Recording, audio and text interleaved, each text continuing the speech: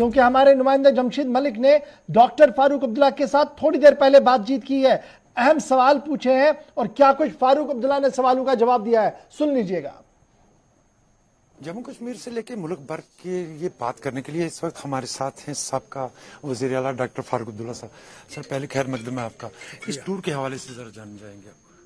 دیکھیے کئی سال ہو گئے جب سے ہم لوگ آ نہیں سکے۔ ایک تو پہلے 5 اگست کے بعد ہم لوگ قریباً کئی مہینوں میں جیلوں میں تھے، پھر اس کے بعد کووڈ وائرس ہو گیا تھا تو نکلنا تو بہت ہی مشکل تھا۔ آج یہ پہلی دفعہ ہے کہ میں ان علاقوں میں آ سکا ہوں۔ شروع کیا بانیہال سے، بانیہال، رامبن، بٹوٹ، اس کے بعد جموں سے پھر آج سندر بنی، ابھی کالا کوٹ میں ہوں، اور اس کے ساتھ ساتھ پھر جاؤں گا رجوری بھی اپنے لوگوں سے ملنے، ساتھیوں سے ملنے، ان کی تکلیفیں جاننے کے لیے۔ اس کے ساتھ ساتھ پھر مینڈر، سدرن کوٹ اور پہنچ جاؤں گا۔ سر وزیر داخلہ کا دورہ ہو رہا ہے جموں کشمیر کا، کس طرح دیکھتے ہیں، کیا امیدیں ہیں کوئی اس دیکھیے میں آپ سے کہوں، کیونکہ یہ ریاست اس وقت پریزیڈنٹ رول کے اندر ہے اور اس کا جو سب کچھ ہے وہ دہلی کی حکومت دیکھتی ہے، مرکزی حکومت دیکھتی ہے، اور جو حالات ہمارے ہاں بنے ہوئے ہیں ان کو دیکھنے کے لیے ان کا دورہ بہت ضروری تھا کہ یہ آئیں اور لوگوں میں ایک امید دیں کہ یہ چیز ختم ہو جائے گی اور یہ لوگوں کو حفاظت دے سکیں گے۔ اس کا میں سمجھتا ہوں ان کا مقصد یہی تھا، اس دورے کا یہی مقصد ہوگا۔ سر پاکستان کے سفیر عبدالباسط نے کل ایک بیان دیا ہے کہ جموں کشمیر کے اندر ایران کے ساتھ UAE بھی اپنے سفارت قونصل خانے کھولنے جا رہی ہے، کیا دیکھتے ہیں آپ اس کو؟ کس طرح کشمیر میں سفارت خانے کھولنا چاہتے ہیں؟ قونصل خانے میں نے سنا نہیں ہے، یہ نئی بات ہے۔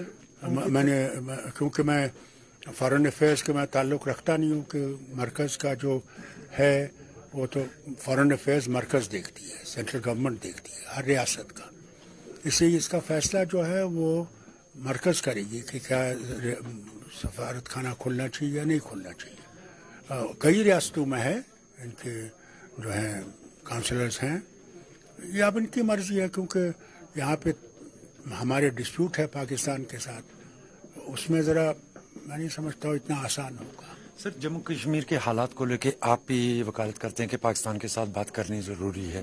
کل عبدالباسط کی طرف سے ایک بات کہی گئی ہے کہ جموں کشمیر کو لے کے پاکستان کے پاس کوئی پالیسی ہی نہیں ہے، کس طرح دیکھتے ہیں آپ اس کو؟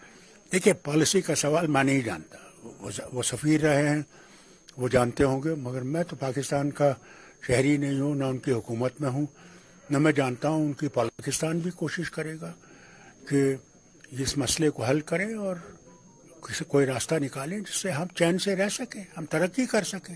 ہماری ترقی رک گئی ہے، کوئی آنا نہیں چاہتا۔ یہ لاکھ چلائیں کہ ہم یہاں انڈسٹری لگائیں گے، کون انڈسٹری سے آئے گا جبکہ اس کو پتہ نہیں ہے کہ وہ کام کر سکے۔ آج دیکھیے یہ تھوڑا سا یہ ہوا ہے، اس کا اثر یہ ہوا کہ سارے جو ہمارے وہاں کام کرنے والے مزدور ہیں بھاگ رہے ہیں گھر واپس، ڈر ہے زندگی کا۔ ہمارے کشمیری پنڈت جو وہاں پہ کام کرنے کے لیے آئے تھے وہ بھاگ گئے ہیں جموں۔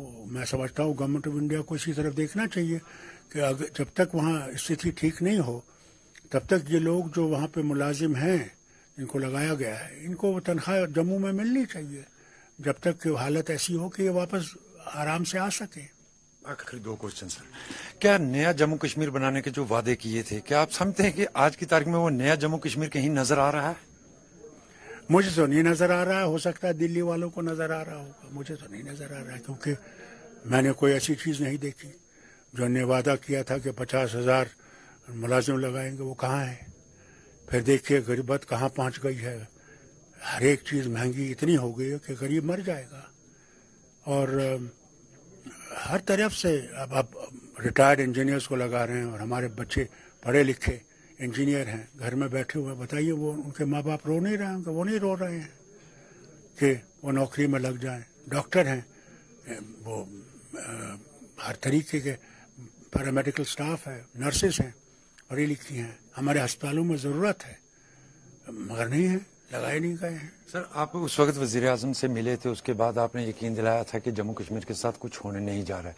आपकी अगर बात करें, जिस तरह हमारे से कुछ खसूसी हैसियत भी छीनी गई, अगर जम्मू कश्मीर का दर्जा भी छीना गया, अगर सेंट्रल गवर्नमेंट की तरफ से जम्मू कश्मीर में इंतखाबात कराए जाते हैं, स्टेट हुड वापस ना दिया जाता, क्या नेशनल कांग्रेस उस इलेक्शन का हिस्सा बनेगी? देखिए, मैं आपसे एक बात कहूं, जब वजीर आजम से मिले थे तो मैंने साफ उनसे कहा था कि आपको हमारे पर भरोसा नहीं है, हमें आप पे भरोसा नहीं। सीधी बात, पहली बात मैंने ये कही।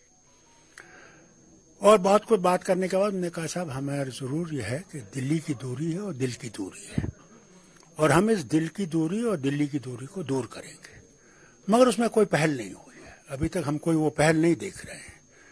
जो सियासी कैदी हैं वो आज भी बंद हैं। बार बार ये कहते थे कि अब हमने कमेटी बनाई है, वो कमेटी कब मिलेगी, कब उनको रहा करेगी। ये तो अफसोस की बात है। मैं ये कहूँगा कि जो वादे किए हैं उनको पूरा करने की कोशिश कर रहा है। वो अब उनने मैप्स मंगाए हैं कि देखेंगे कॉन्स्टिट्यूंसी को कैसे करें। आसान काम नहीं है, मैं बताऊं आपको, क्योंकि हमारी कॉन्स्टिट्यूंसी ऐसी भी है, एक हिस्सा उधर है, एक हिस्सा उधर है, तो इनको ठीक करने की ज़रूरत है। मैं आपको एक कॉन्स्टिट्यूंसी को बताता हूँ, जैसे हमारे यहाँ कष्टवाड़ में कॉन्स्टिट्यूंसी है जिसका एक हिस्सा छात्रों में पड़ता है जो चिनाब के इस तरफ है, दूसरा हिस्सा गोंदों का वो चिनाब के इस तरफ है, बीच में किश्तवाड़ है। ये इंदरवाल की कॉन्स्टिट्यूंसी है। अब बताइए मुझे, अगर वहाँ एमएलए खड़ा होता है, वो इंदरवाल को पहुँचेगा, इसमें छात्रों को पहुँचेगा या वहाँ पहुँचेगा? ये किश्तवाड़ की कॉन्स्टिट्यूंसी है। किश्तवाड़ है, एक हिस्सा उसका मड़वा, वडवन, दक्षिण बोडाप की तरफ है, दूसरा हिस्सा हिमाचल के बॉर्डर से लगता है। तो ये जो अनविल्डिंग कॉन्स्टिट्यूंसीज है, अगर ये इनको ठीक करें और ईमानदारी से ये करें, ये नहीं ये सोच के कि नहीं हमने यहाँ पे हिंदुओं की सीटें बढ़ानी है और मुसलमानों की सीटें कम करनी, वो नहीं। इनका मकसद ये होना चाहिए कि लोगों को राहत कैसे मिले, वो हिंदू हो, मुसलमान हो, सिख हो, दलित हो, उसको राहत मिले। हम तो ये चाहते हैं। हमने तो चाहा था कि 2026 में हो, जैसा जब सब हिंदुस्तान का होगा, मगर इनको वो सोच नहीं आई। मैं ये 1920 में कर सकता था, जब मैं 19,000 जब एंड हो रहा था, I was in the government, और हमें करना था ये। तो भारी सब लोगों मेंबर्स ने वोट दिया कि नहीं, जब भारत का होगा सबका 26 में, तब करेंगे। एक आखिरी क्वेश्चन आपसे, वादी में सिविलियन किलिंग लगातार बढ़ना शुरू हो गई और हमेशा की तरह इस बार भी वही नामालूम बंदूक बरदार। आप क्या समझते हैं, नामालूम बंदूक बरदार ही क्यों लफ्ज इस्तेमाल किया जाता है? क्यों नहीं इन लोगों को, अगर हमारी एजेंसियां बड़े पैमाने पर कार्रवाइयां करती हैं, नामालूम को मालूम क्यों नहीं बनाया जा रहा? क्या कारण समझते हैं? देखिए, ये तो जिस तरह आप हैरान हैं, इस तरह मैं भी हैरान हूं। अगर वो है और आप कहते हैं ना, कई दफा आप सुनते हैं, अब जी मिलिटेंसी खत्म हो गई, आपने भी सुना, बड़े बड़े अफसरों ने कहा कि मिलिटेंसी खत्म हो गई। अगर वो मिलिटेंसी खत्म होती, ये कहां से आए? अगर हमारे बॉर्डर सुरक्षित है, बिल्कुल सैनिटाइज्ड है, तो कहां से आए? क्या आसमान से गिरे या जमीन से उगे? क्या है? और फिर आप 900 बच्चों को कैद करो जो एक जमाने में स्टोन थ्रोअर्स थे, इसे क्या आप अमन लाएंगे? उनको और भी मुश्किल होगी। वो बेचारा रोटी कमाने वाला होगा, सड़क पे या तो कुछ ही बेच रहा होगा। ये चीजें जो आप ये करते हैं, उससे आप रियासत को मजबूत नहीं कर रहे, उससे आप रियासत को कमजोर कर रहे हैं। और इसलिए ये जो कहते हैं कि साहब, कभी कहते हैं 200 हैं, कोई कहते हैं 80 है, कोई, मैं इनसे कहता हूं, तुम अगर गिन के आए हो कि ये समझ के कि तुमने गिना है कि 80 हैं, तो फिर तुम्हें ये भी पता होगा वो 80 कहाँ है।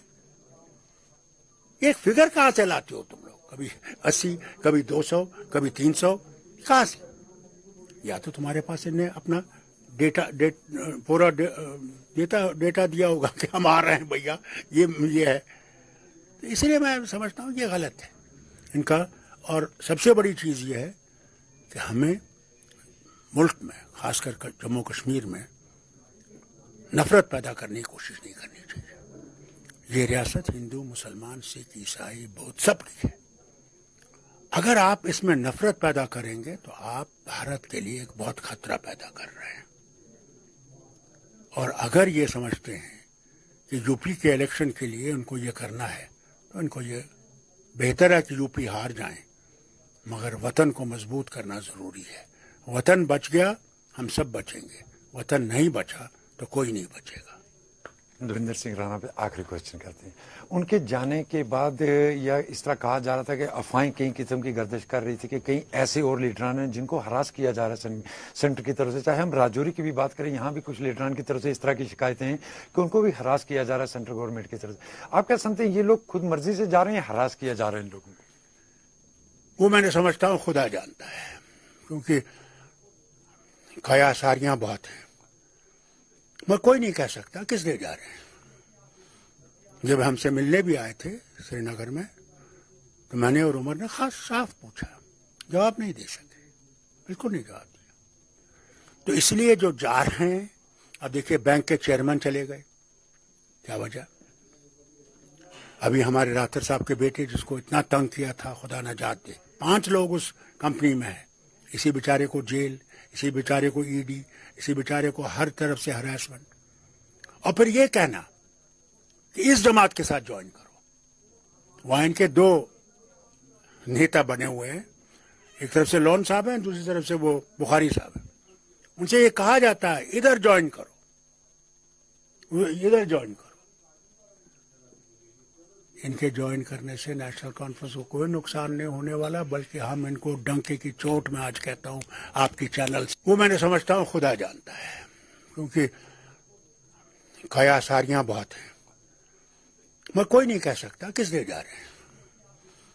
जब हमसे मिलने भी आए थे श्रीनगर में तो मैंने और उमर ने खास साफ पूछा, जवाब नहीं दे सके, बिल्कुल नहीं जवाब दिया। चलिए, अब फारूक अब्दुल्ला को सुन रहे थे, किस तरीके से सवालों का जवाब दिया और कहा कि उत्तर प्रदेश के चुनाव हैं, बड़ी सियासत हो रही है, लेकिन जो आते हैं जाते हैं पार्टियों के अंदर, उससे पार्टियों में कोई फर्क नहीं पड़ता। अब जरा बढ़ते